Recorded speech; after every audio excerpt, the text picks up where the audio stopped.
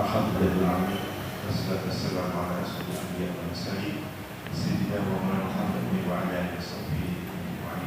La haula wa la quwwata illa billah. Amma ba'du. Yang saya hormati al-mukarram Bapak Dr. Kiai Haji Muhammad Masruri, yang saya hormati para jamaah kajian tematik Ahad Awal.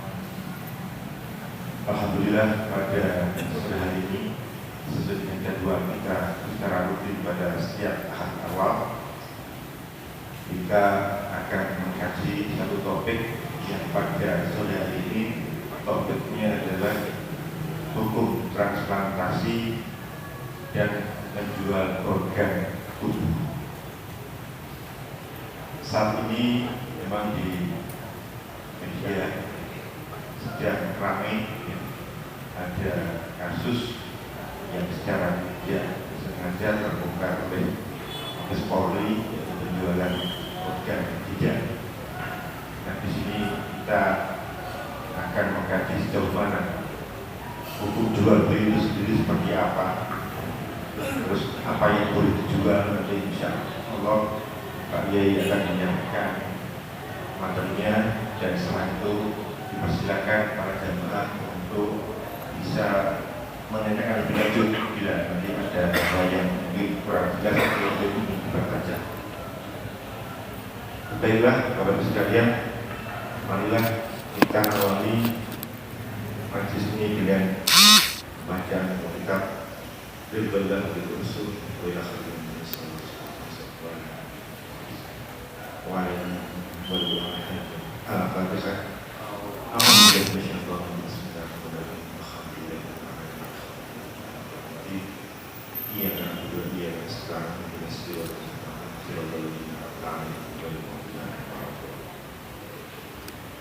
Sebelumnya kami mohon Bapak-Bapak untuk bisa mengisi barisan di depan. Monggo, ya nanti yang akan bisa muncul dan membantu suasana saja. Monggo Pak Yai. Jangan lari ke kamu. Biasanya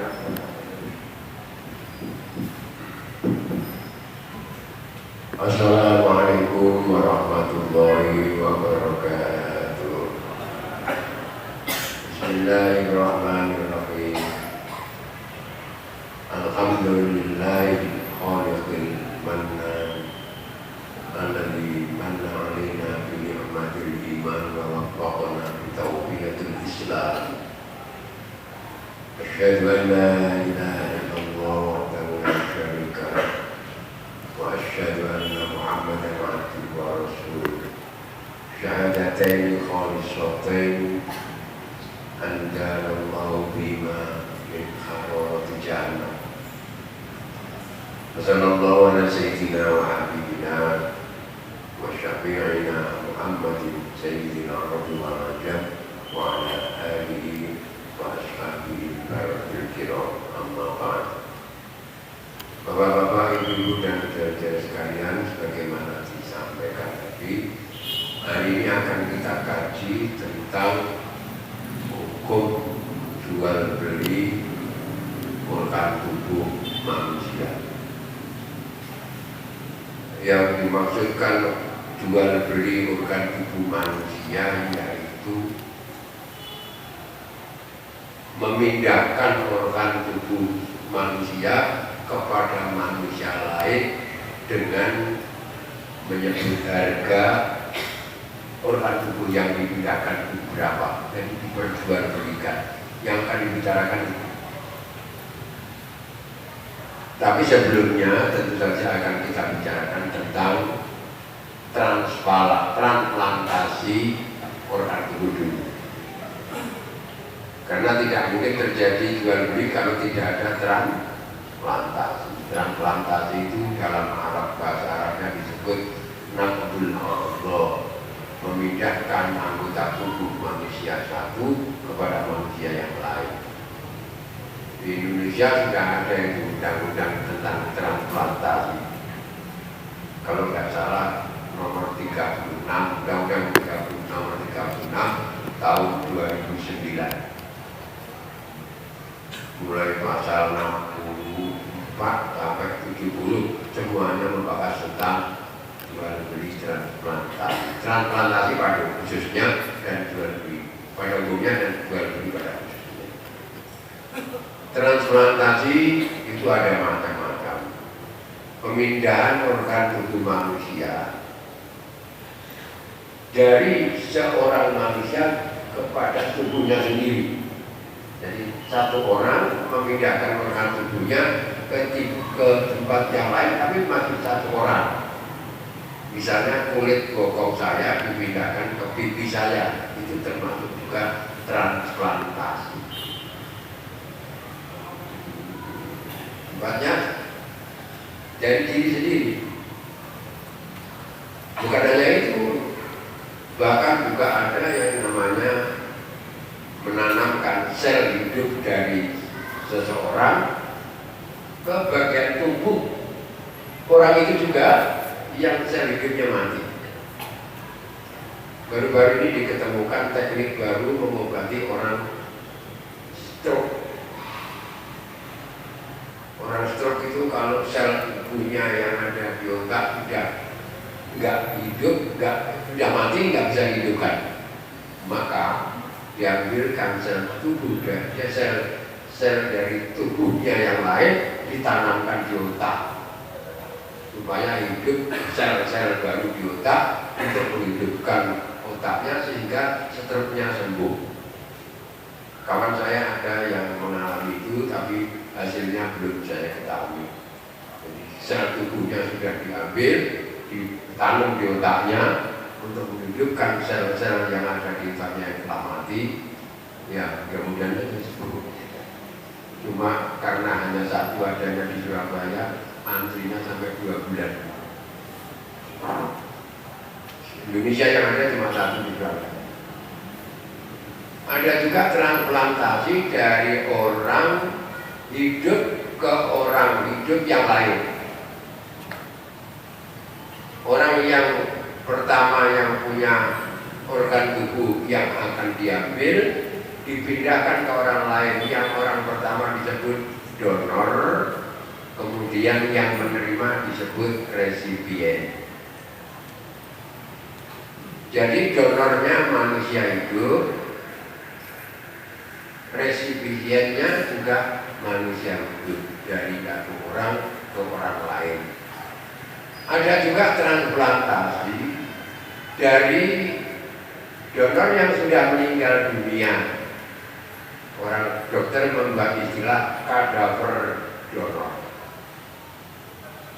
Kadaver donor itu donor yang sudah jenazah, memindahkan organ tubuh manusia yang sudah meninggal dunia kepada manusia yang masih hidup. Ini yang dibicarakan pertama itu bagaimana hukumnya transplantasi.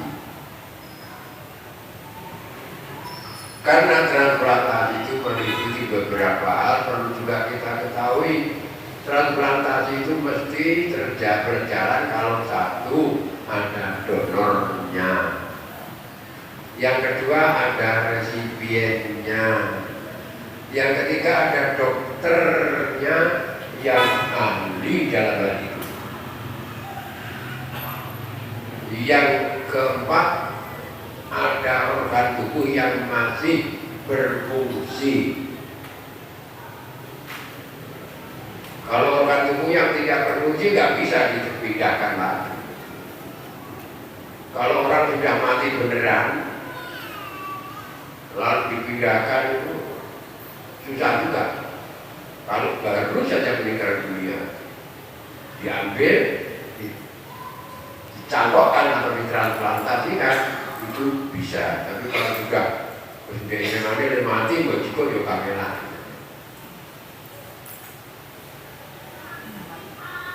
Mungkin juga kalau jual beli organ tubuh manusia melibatkan juga mediator, calon.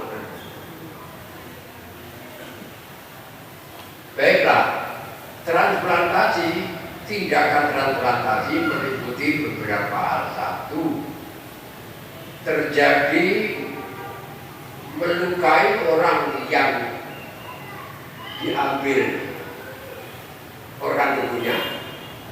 Misalnya akan diambil atau akan ditransplantasikan ginjalnya, ini dibicarakan ngedok ginjalnya wong itu hukum piye? Udah dipertanyakan dulu hukumnya. Walaupun mati. Karena apa? Karena Nabi itu pernah mengatakan, dulu saya sampaikan bulan yang lalu, kasrul azmil mayyiti kakas riha fi hayati evilitmi. Memecahkan tulangnya orang meninggal dunia atau mayit sama dengan memecahkan tulangnya orang yang masih hidup di dalam dosanya. Berarti nggak boleh memotong anggota badan mayit apalagi orang yang hidup. Hal ini juga berhubungan dengan firman Allah dalam surat Al-Isra ayat 70. Walaqad karramna bani Adam wa amalnahum bil barri wal bahri wa razaqnahum minat thayyibati wa fadlalnahum ala katsirin mimma khalaqna tafdila. Walaqad karramna bani Adam, dan sungguh telah aku muliakan anak cucu Adam. Manusia ini dimuliakan oleh Allah melebihi makhluk-makhluk yang lain.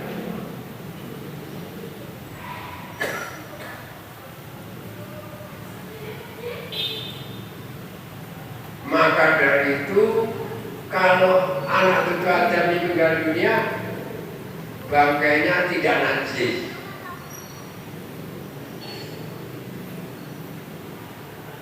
Nek wedhus mati ora disembelih kan najis. Nek menungso mati enggak disembelih, ora najis. Enggak najis. Karena ada ayat surat Al-Isra ayat 72 kalau nambah Adam, ada kasmu adil mayyiti kakasya bi ayati, ada juga sabda Nabi Muhammad sallallahu alaihi wasallam, la darara wala dirara. Enggak boleh menyakiti diri sendiri dan tidak boleh menyakiti orang lain. La darara, tidak boleh menyakiti orang lain, tidak ada menyakiti orang lain diri sendiri, wala dirara, dan tidak ada menyakiti orang lain. Nggak makan, padahal tasreh atau memotong organ tubuh manusia yang akan ditransplantasikan itu kan melukai orang. Nah, hukumnya gimana? Ini pertama. Yang juga perlu diperhatikan, apa benar-benar itu yang akan menerima benar-benar butuh apa tidak. Kalau sekedar untuk api-apian nggak boleh. Mas, irungku bahasa hijau irungmu pamane ya. Jangan kamu tertawakan karena suatu saat mungkin ada bisa hijau-hijauan irung hijau.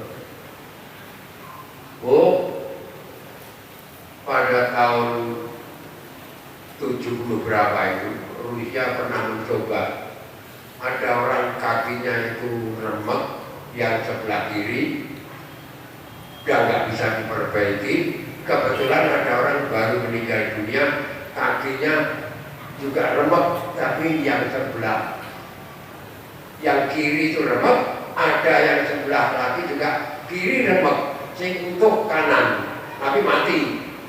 Maka yang mati itu diambil kakinya, dicangkokkan pada yang hidup, tapi podo tengene. Sikile podo tengene. Orang posisi sikil kiwa, posisi sikil tengen enggak. Saya melihat gambarnya itu lucu. Karena podo tengene kabeh. Itu bisa terjadi. Ada juga pernah terjadi anjing itu dipotong kepalanya, dicangkokkan kepada anjing lain, pindah-pindahan anjing, pindah-pindahan kepala, bisa juga. Untung nih orang menunjang dia sirahnya diganti anjing.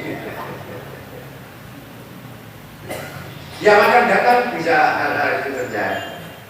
Maka perlu dipertanyakan, yang akan menerima atau si resipien itu dia apa benar-benar butuh apa tidak. Kalau tidak ada transplantasi, apa dia mati atau hidupnya sangat-sangat susah. Kalau sekedar untuk seneng-seneng jelas nggak boleh. Ben tambah bagus, ben biye tidak. Juga di samping masalah menyakiti mengambil organ tubuh, hukumnya bagaimana? Lalu memindahkan, boleh nggak itu dipindah-pindah? Kalau dipindah nanti yang bertanggung jawab atas organ tubuh itu siapa? Mripatku dicopot, diwenono mripate wong, dienggo ndelok maksiat. Nek maksiat sing dosa, aku apa sing nganggo mataku niku?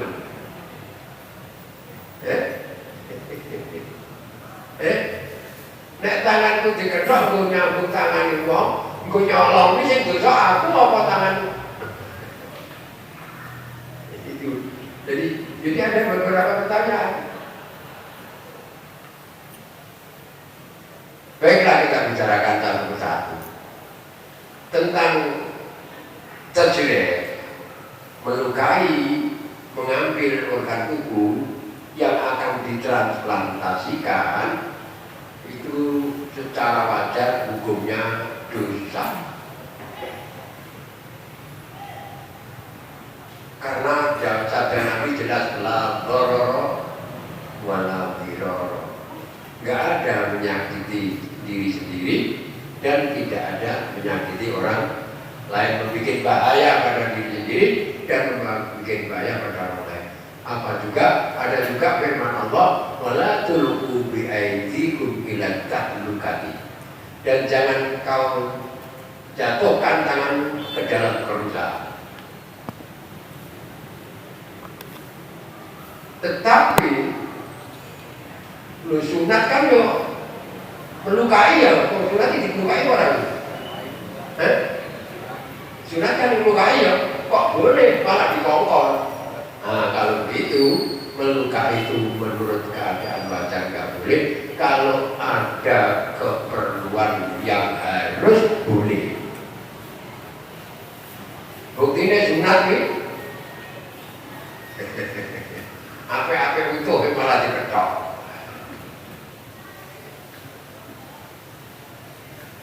Nek urip ana keperluan yang mendesak boleh dilukai, seperti operasi itu kan melukai. Operasi itu kan melukai orang. Gak oleh melukai orang, menyakiti orang. Tapi karena ada keperluan, untuk keperluan pengobatan dioperasi boleh.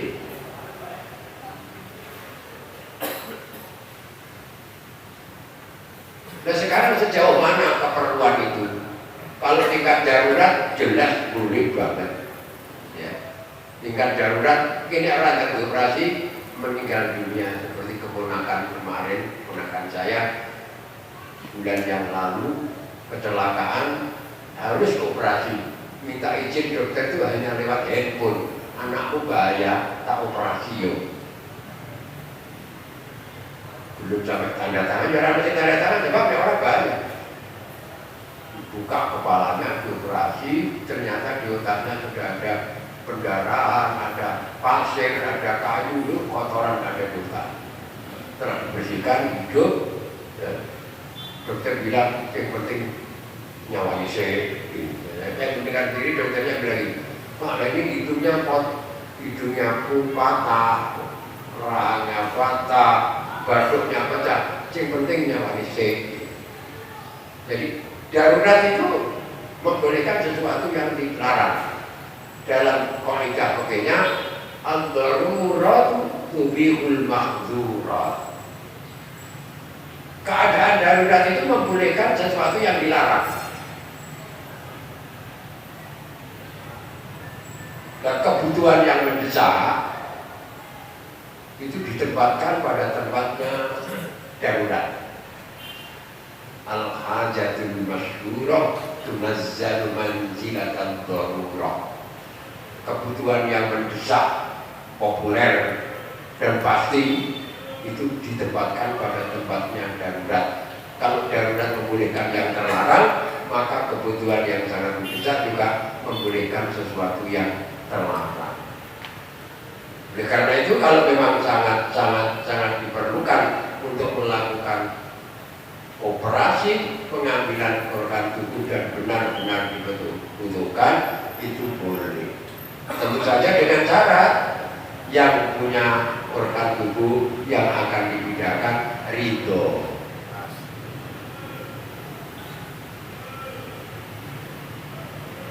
Dan belum akan diambil sebelum yakin yang akan dipindahi ada. Nek dijiko terus disimpan nambah, sopok-sopok kapan-kapan ono wong tuwa didol, itu nggak boleh. Karena darurat kok disimpan, besok-besok kok ono wong sing tuku, itu jelas nggak boleh. Ono wong nek ora ditulungi saiki bisa mati, maka segera dipindahkan. Maka belum. Jadi harus yakin ada resipien yang benar-benar membutuhkan. Ada orang yang ginjalnya sudah tidak berfungsi sama sekali. Akibat dari ginjal tidak berfungsi, maka darahnya menjadi kotor. Restan-restan garam nggak bisa dibuang.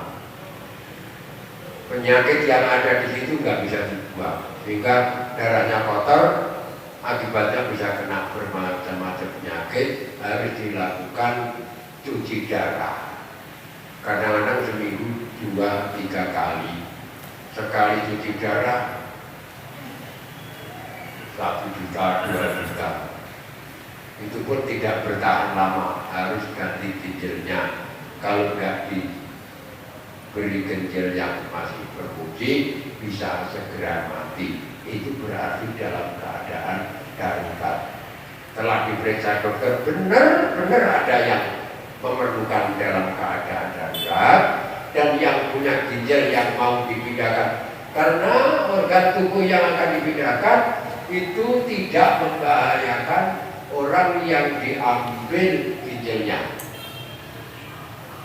Misalnya orang boleh ginjalnya diambil 1, maka orang hidup dengan 1 ginjal bisa. Profesor Dr. Heider bin Heider, bapaknya dokter ahli bedah Semarang. Dokter ahli bedah Semarang itu muridnya Profesor Dr. Heider bin Heider. Dia itu hidup dengan ginjalnya 1 sampai umur 80 masih bertahan. Kira-kira tahun 60 itu sudah ganti ginjal itu Profesor Dr. Heider. Jadi orang hidup dengan ginjal 1 itu bisa. Jadi kalau pasti ada orang memerlukan dan pasti bisa cocok ditransplantasikan atau dicangkokkan, dan dokter yang ahli menjamin pasti bisa dilaksanakan pemindahan dengan aman, yang diambil ginjalnya tidak mengalami bahaya, yang menerima pasti menerima manfaat, maka boleh dilakukan tajrih melukai seperti itu. Tapi kalau nggak yakin nggak boleh. Harus yakin bulukin. Menawa iso ora nggak boleh. Kalau menawa iso nggak boleh. Ketoknya nggak boleh berketoknya. Harus yakin bisa. Karena apa? Larangan memindahkan itu jelas. Kalau manfaatnya masih mazlum, masih diperkirakan kira-kira, nggak boleh. Harus muhakkak, harus dipastikan. Dalam hal ini berarti melukai tubuh manusia yang masih hidup untuk keperluan yang sangat mendesak atau keadaan darurat boleh. Terjawab satu. Lah kalau yang diambil organ tubuhnya itu orang mati, yang disebut kadaver donor itu, Boleh nggak? Pada dasarnya melukai orang mati atau mayit itu hukumnya haram. Melukai mayit haram. Maka ngiris-ngiris ya, melukai mayit, mengambil organ tubuhnya juga haram. Kecuali sangat-sangat diperlukan untuk menyelamatkan orang hidup. Dan yakin resipiennya, calon resipiennya benar-benar membutuhkan dan bisa bermanfaat. Kalau itu masih berfungsi organ tubuh si mayit dan pasti bisa ditransplantasikan, boleh karena keadaan darurat atau hajat yang sangat mendesak. Kalau jenazah itu sudah organ tubuhnya nggak bisa dimanfaatkan, nggak boleh. Gak pernah waiso nggak boleh. Sebab kalau jenazah itu sudah meninggal dunia lama nggak bisa ditransplantasikan. Malah ada yang mengatakan kalau masih mau tuh tibal, dalam bahasa Arabnya mau tuh tibal, orang dokter menyebutnya brain death atau mati otak. Kalau baru mati otak, itu artinya otaknya sudah mati, sudah tidak bisa mengendalikan organ tubuh manusia.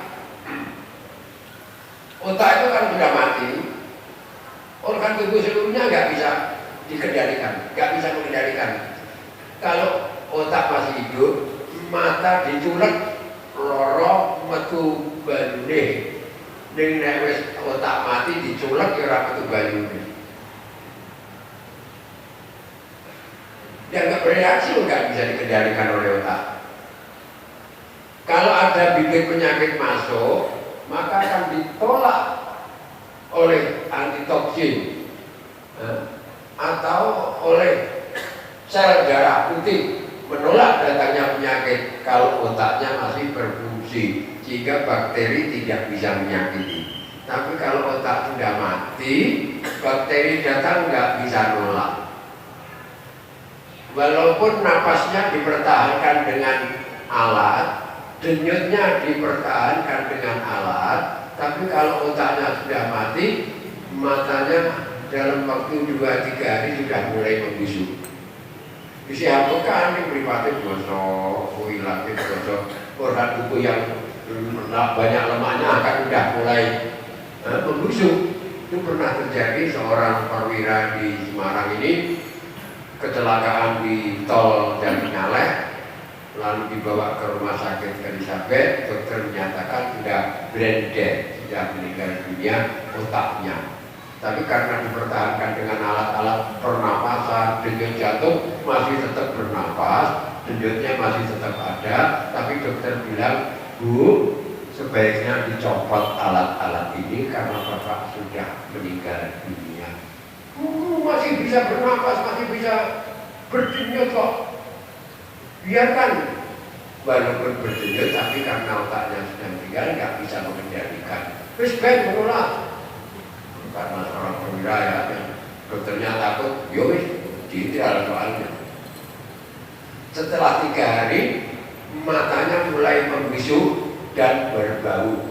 Lalu dokter bilang, lihat, Bu, mata Bapak sudah mulai membusuk dan berbau karena otak nggak bisa mengendalikan, nggak bisa nolak penyakit dari luar, pokoknya nggak bisa. Oleh karena itu maka sebaiknya setelah melihat matanya membusuk baru dibolehkan dicopot. Maka dokter nggak bisa mentransplantasikan mayat yang benar-benar sudah meninggal dunia yang seperti itu, nggak bisa. Organ tubuhnya dipindah yang nggak bisa, entah besok mungkin bisa besok.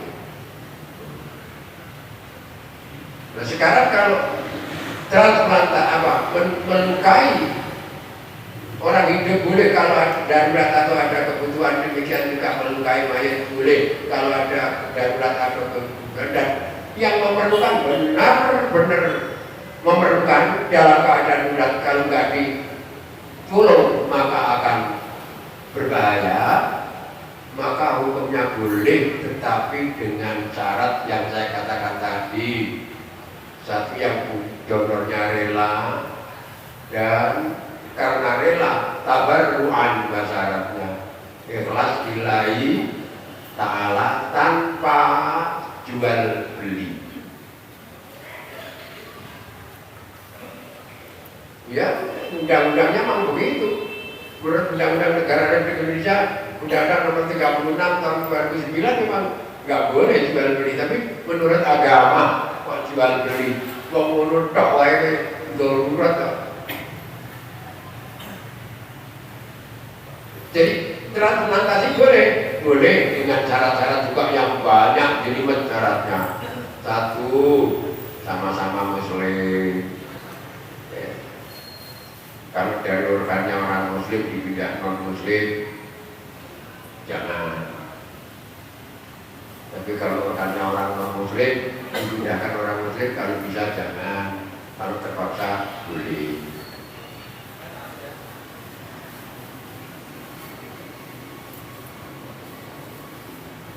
Nah, kalau mayat ya harus mendapat izin dari ahli warisnya.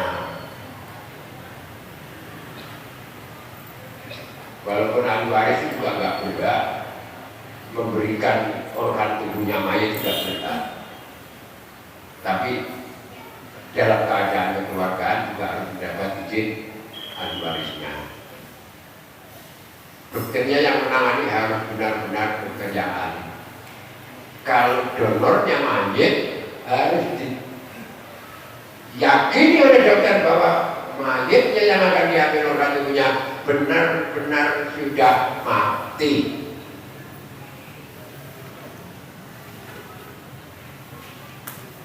Yang menyatakan benar-benar sudah mati bukan dokter yang melakukan transplantasi. Jadi yang melakukan transplantasi dokter A dan B, lalu yang memeriksa mayat itu benar-benar mati harus dokter lainnya. Dan dokternya sing arep nglakoni transplantasi ini wis mati ngono. Udah itu sing anyar beras malah wae. Berarti burung mati pada wis mati nih. Maka yang memeriksa benar-benar sudah mati atau belum harus dokter lain yang tidak melakukan transplantasi. Nah, setelah tahu bahwa melukai orang mati maupun hidup karena darurat dan kebutuhan tidak boleh. Memindahkan organ tubuh manusia sebenarnya juga haram. Gak ada orang punya hak ngasih-ngasih. Nek duit saja kita diberi oleh Allah dan disuruh bagi-bagi. Tapi untuk tolong menolong, Allah berfirman, wa ta'awanu 'alal birri wat taqwa wa la ta'awanu 'alal itsmi wal 'udwan. Atas dasar itu, dalam rangka tolong menolong, maka boleh dilakukan transplantasi, tapi dalam rangka tolong menolong tanpa jual beli. Kalau jual beli ada hambatannya. Dalam hukum bek atau jual beli, Mas, sesuatu yang dijual harus milik penuh dari pemilik seseorang. Kalau saya akan menjual sesuatu yang saya jual harus benar-benar milik saya, jenenge milkun tamun, milik yang sempurna. Kalau saya punya milik separuh punyaannya Mas Junedi, separuh punyaan saya jual, nggak bisa. Mas Junedi nggak jual, saya jual. Padahal orang itu diparuh. Harus milkun tam atau apa ya? Saya punya barang tapi belum lunas kredit. Itu belum milkun tahun, belum milik yang sempurna, nggak bisa dijual belikan. Pertanyaannya, apakah manusia terhadap order dealnya sendiri itu punya hak penuh? Dan ditakoni ini tangannya siapa Pak Gori? Tanganku. Nek jajane kuwi lemu gawe dhewe, lemu tuku, lemu golek apa paringane Gusti Allah. Kan sampeyan tinggal memakai, disuruh merawat oleh Allah, enggak boleh disakiti. Ini manusia memiliki organ tubuh itu tidak milik yang sempurna. Organ tubuh kita itu adalah miliknya Allah, pemberian dari Allah, karunia dari Allah, amanatnya Allah, disuruh menjaga, bukan diperjualbelikan. Maka kalau ada orang yang mau menjual ginjalnya, seperti yang kemarin di shooting di TV, orang jalan di depan istana, Pak Jokowi belilah ginjal saya gitu. Nggak bisa, jual beli order deal nggak bisa, karena seseorang memiliki anggota tubuhnya tidak milik yang sempurna. Tapi ada ulama yang menyatakan kalau sifatnya bukan jual beli, sekedar ya tombol berdioperasi, loro, kesel, kepengen istirahat, sekedar imbalan ya untuk obat duka lah, obat dicikup dijele ya memang hiburannya seneng-seneng, sekedar imbalan untuk istilahnya orang Arab ngarani bisyarah itu yo kopi-kopi lah. Itu ada yang menyatakan boleh, tapi bukan harga dan tidak dibicarakan dalam akad perjanjian. Jadi pokoknya oleh mas ginjalmu tak jiko oleh tenang, aku ridho sampean ben awet, kok sampai kiai mulai dibutuhno wong akeh dijelir rusak nek ora diganti kuwi kok sampean gak mati maneh ben awet uripe lek ulang awet ginjalku golek siji upama nggih upama tenang ridho Pak saestu ridho itu boleh ya. Alhamdulillah nek oleh tenan ya alhamdulillah. Umpama aku cuci diadahi setahun tak kira seminggu 4 juta, sebulan 14 juta setahun. Terus dijeru tangga aku ya bisa seneng-seneng tak kira 1 juta umpama. Tapi bukan harga. Sebab kalau akad jual beli ada masalah. Ginjal dituku nek ra sida dibalekno nanti. Dan jangan Anda berpikir macam begitu. Akhirnya bisa terjadi orang dibunuh untuk diambil ginjalnya. Orang dibunuh bukan dibegal harta bendanya, tapi diambil jantungnya yang masih baru, harganya mahal banget, bisa 2 miliar. Jantungnya, ginjalnya, matanya, wis apa kayak order delay kabeh iso didol lah. Sehingga pernah terjadi tahun 70-an di India itu, selain terjadi ada orang meninggal dunia di jalan, yang hilang bukan harta bendanya, organ tubuhnya. Kalau orang mati nang pinggir jalan dijelek hilang, limpahnya hilang, hatinya hilang, karena itu yang bisa dicangkokkan. Maka kalau jual beli organ tubuh dibolehkan, wah, timbangannya begal uang angel-angel enak mateni uang tok mateni dijual organ tubuh. Nah ini mesti dengan kerjasama dengan dokter ahli operasi. Di sini ternyata juga ada dokter-dokter yang mau pada waktu itu menurut berita yang pernah saya baca jualnya di Jerman. Kebanyakan ginjal-ginjal dan jantung dijual itu dari India, Bangladesh, ya, lalu menjualnya Jerman, harganya mahal banget. Nah itu akan terjadi kalau jual beli organ tubuh dibolehkan. Maka jelas transplantasi saja bolehnya karena darurat, tapi kalau lantas jual beli itu bukan darurat namanya. Nah itu Pak, yang orang udah nggak bisa makan kalau nggak jual ginjal. Siapa bilang nangkungku tak kayak mana? Saya sampai sempat bikin lagu judulnya Jangan Jual Ginjal. Tadi Mas Buneti saya dulu teman putar Mas Wi kasetku teman putar judulnya Jangan Jual Ginjal. Tadi nggak sekarang. Bener saya sudah punya lagu judulnya Jangan Jual Ginjal. Jadi saya menceritakan ada orang kepengen kaya tapi tanpa bekerja. Duitnya akeh ning ora iso kerja, piye carane? Dadi wong tani ranti sawah, dagang ranti modal, jadi pegawai ra ono lowongan. Lanjut piye? Umpama tak dol sebelah mataku apa sebelah ginjalku ngono piye? Itu alasan saya. Jokowi itu karunia Tuhan kamu juga. Jalan keluar untuk makan masih banyak. Mana perlu yang guna kantor sosial, Pak, aku rasa makan jalur dibantu bisa. Negara Indonesia sugih, duit privat, hartanya triliun-triliun. Yang orang kaliran orang membantu yang negara edian. Ya kan?